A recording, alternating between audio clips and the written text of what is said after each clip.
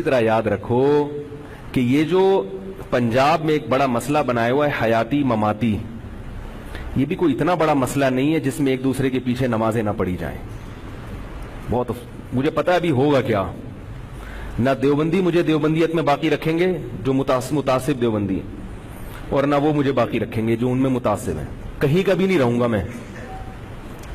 یہ حیاتی مماتی کا جو مسئلہ ہے یہ بھی کوئی اتنا بڑا مسئلہ نہیں ہے جتنا بڑا، بولو نا یار. آپ لوگ کراچی والے تو نہیں جانتے یہ مسائل، جو پنجاب کا کوئی بیٹھا ہوگا تو وہ اس مسئلے کی حساسیت سمجھ سکتا ہے کہ میں بات کیا کر رہا ہوں. سرگودا میں حضرت مولانا حسین نیلوی تھے، وہ پنجپیری عالم تھے، مماتی تھے. آئی بات سمجھ میں؟ بہت بڑے بزرگ تھے. میں جب بھی جاتا تھا سرگودا ان کی خدمت میں ضرور ملتا تھا. کیونکہ میرے شیخ و مرشد کے کلاس فیلو تھے. وہ حضرت مفتی رشید احمد صاحب رحمہ اللہ تعالیٰ کے ساتھ دارالعلوم دیوبند میں انہوں نے پڑھا تھا. بات آ رہی سمجھ میں؟ جو ہمارے شیخ مفتی رشید احمد صاحب رحمہ اللہ تعالیٰ تھے وہ حیاتی تھے، معذرت کے ساتھ، ٹھیک ہے. اور المحنت علی المفنت پہ ان کے دستخط بھی ہیں مفتی رشید احمد صاحب کے. پورے وہی نظریات ہیں جو المحنت علی المفنت کے. جبکہ المحنت علی المفنت کی بعض جزیات سے مولانا حسین نیلوی صاحب کا اختلاف تھا. آئی بات سمجھ؟ میں جب پنجاب جاتا تھا تو مجھے حیاتی منع کرتے تھے کہ ان کے پیچھے نماز نہ پڑھو. آئی بات سمجھ؟ اور جو ہے نا ہمارے حضرت کے پاس جب جاتا تھا تو حضرت مولانا حسین نیلوی صاحب کی بڑی تعریف کرتے تھے. حالانکہ ہمارے حضرت نے مولانا حسین نیلوی رحمہ اللہ تعالیٰ کی وہ تحریر بھی پڑھی تھی ممات والی. اور مولانا حسین نیلوی صاحب کا یہ بھی مذہب تھا کہ رسول اللہ صلی اللہ علیہ وسلم کی قبر کے قریب کھڑے ہو کر اگر سلام پڑھا جائے تو آپ صلی اللہ علیہ وسلم نہیں سنتے. یہ بھی ان کا مذہب تھا جمہور کے خلاف. جبکہ ہمارے شیخ کا مذہب یہ تھا جو میرا بھی مسلک ہے کہ جب نبی کی قبر کے قریب کھڑے ہو کر سلام پڑھا جائے گا تو آپ صلی اللہ علیہ وسلم بنفس نفیس سنتے ہیں، کیونکہ ابو داؤد کی صحیح حدیث ہے. لیکن مولانا حسین نیلوی صاحب اس حدیث کو ضعیف مانتے تھے. کتنا بڑا اختلاف تھا یا نہیں تھا؟ اس کے باوجود، اور ہمارے حضرت کو یہ معلوم بھی تھا کہ مولانا حسین نیلوی کا یہ نظریہ ہے کہ وہ ممات کے قائل ہے اور نبی کی قبر میں سننے کے قائل بھی نہیں ہے، معلوم تھا. اس کے باوجود اتنا احترام کرتے تھے، دونوں ایک دوسرے سے اتنی محبت کرتے تھے کہ جب میں نے مولانا حسین نیلوی کے سامنے اپنے شیخ کا ذکر کیا تو ان کی آنکھوں میں محبت سے آنسو آ گئے. آ رہی بات سمجھ میں؟ اور جب وہ کراچی تشریف لائے تو حضرت نے ان کا استقبال کیا. حضرت ٹیک لگا کے بیٹھے تھے. ان سے فرمایا کہ آپ کا احترام یہ نہیں ہے کہ میں ٹیک لگاؤں آپ کے سامنے، لیکن مجھے عذر ہے. احترام کا تقاضا یہ ہے کہ آپ کے سامنے، بولو نا یار، ٹیک لگا کے نہ بیٹھوں، لیکن عذر کی وجہ سے بیٹھا. وہ اکرام کیا کہ نہیں کیا؟ اور یہ بھی فرمایا، میں نے ایک دفعہ ذکر کیا کہ حضرت میں سرگودا میں ان سے ملاقات کر کے آیا ہوں. حضرت نے فرمایا کہ وہ پیدائشی شریف ہیں. بہت مشکل ہے سمجھانا، آپ لوگ کو نہیں پتا چلا اس مسئلے کی حساسیت کا. جو سرگودا میں سن رہے ہوں گے نا بیان، ان کو پتا چلے گا میں کیا کہہ رہا ہوں. حضرت نے مولانا حسین نیلوی، ہمارے حضرت نے کیا فرمایا مولانا حسین نیلوی کے بارے میں؟ یہ بندہ پیدائشی شریف ہے. اتنے اچھی طبیعت کے آدمی ہیں، یہ پیدائشی شریف ہیں یہ. حالانکہ حضرت کا ان سے اس مسئلے میں کیا تھا؟ اختلاف. اب جو دونوں طرف غلو کرنے والے لوگ ہیں نا حیات ممات میں، جو غالی لوگ ہیں، وہ کیا کریں گے؟ مفتی رشید احمد صاحب کو دیوبندیت سے باہر نکال دیں گے. وہ کہیں گے یہ دیوبندیوں کا عقیدہ نہیں ہے کہ کسی مماتی کا اتنا اکرام کیا جائے، اس کے پیچھے نماز پڑھی جائے، اس سے ملاقات پہ خوش ہوا جائے. تو میرے بھائی مفتی رشید احمد صاحب کو اگر آپ نکالو گے تو بہت چوڑے میں آ جاؤ گے آپ.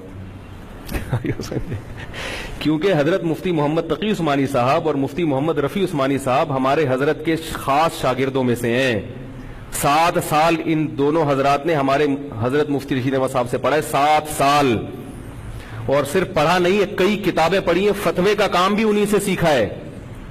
اور مفتی محمد شفیع صاحب رحمۃ اللہ علیہ نے بہت عرصے تک ان دونوں کی تربیت کے لیے ان دونوں کو ہمارے حضرت کے حوالے کیا ہوا تھا.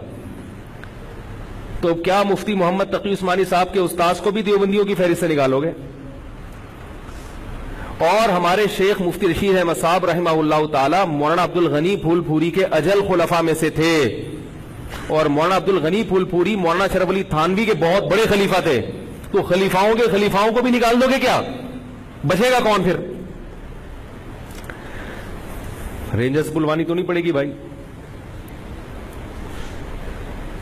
تو میں آپ سے یہ عرض کر رہا ہوں کہ دونوں طرف جو غلو کرنے والے لوگ ہیں کسی بھی مسلک میں، جو غالی ہوتے ہیں نا، میں نے اتوار کے بیان میں یہ بات کہی تھی نا، جو غلو کرنے والے لوگ ہوتے ہیں نا، اختلافات کو بڑھانے والے، وہ تو پبلک کے سامنے آتے ہیں، معتدل طبقہ پبلک کے سامنے نہیں آتا.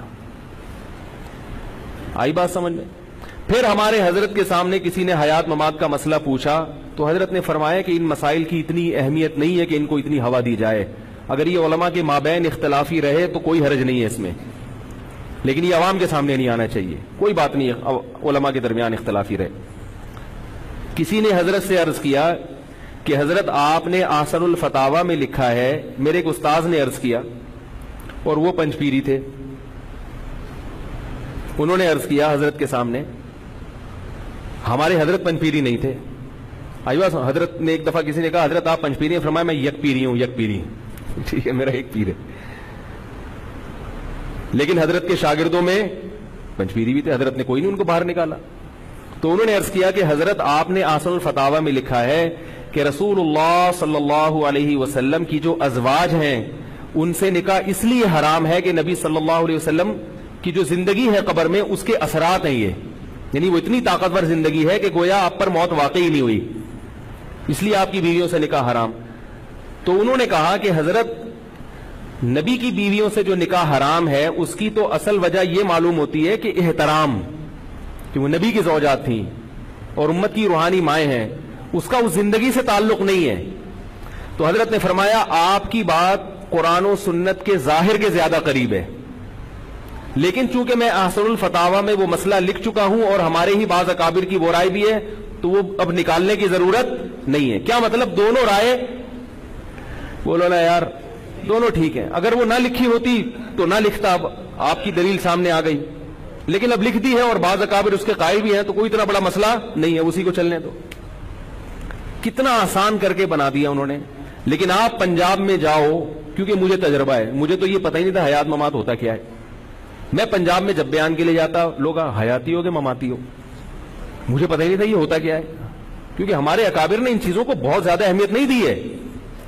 تو یہ جو چھوٹے موٹے مسائل ہیں میرے بھائی، اور یہ بھی یاد رکھو کہ جو اشاعت و توحید والے لوگ ہیں ان میں بھی سارے اس کے قائل نہیں ہیں. بہت سارے میں نے علماء سے ان کے ملا ہوں صوبہ سرحد میں جو حیات النبی کے قائل ہیں.